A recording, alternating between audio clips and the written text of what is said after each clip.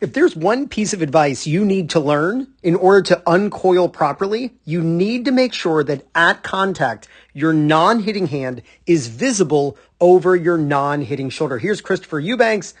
Watch as his racket drops, his non-hitting hand clears out of the way and goes up to his left.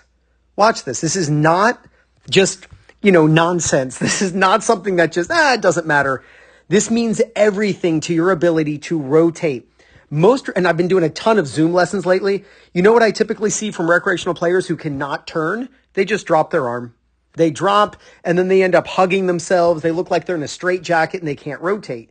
You have to make sure that as your racket is dropping, you are clearing your non-hitting hand out of the way. And when you film yourself from the back, you should see your non-hitting hand visible over your non-hitting shoulder. This means you rotated your body, swinging the racket through properly. And by the way, here is Carlos Alcaraz. Check it out. Non-hitting hand, as the racket drops, the non-hitting hand clears out of the way. Look at him at contact. What do you see? Non-hitting hand visible over the non-hitting shoulder. This is one of those things that most players, they know to take the racket back with both hands when they turn the body for the unit turn, right? They know that they got to unwind their body and, lag with the butt cap pointing at the ball, yada, yada. I will say this, make sure that you close your racket face. That's something that I just don't hear coaches talk about, yet it's like paramount to hitting topspin.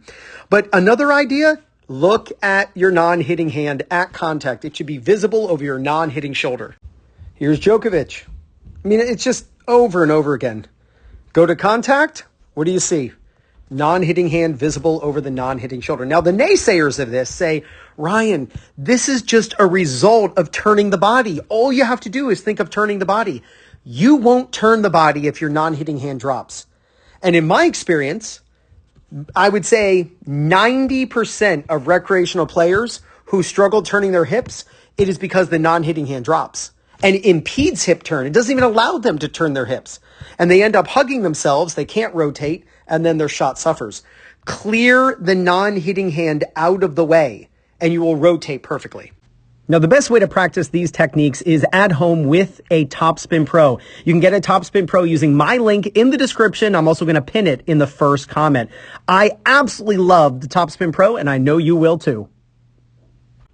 And if you're looking for people in your local area to play matches against or practice with, or you want to find a coach who's close to you who can help you with your game, then use my link for PlayYourCourt, and it's playyourcourt.com/2-minute tennis. When you use my link to sign up, you get 50% off. Look, just go out and film yourself hitting forehands. It's so simple.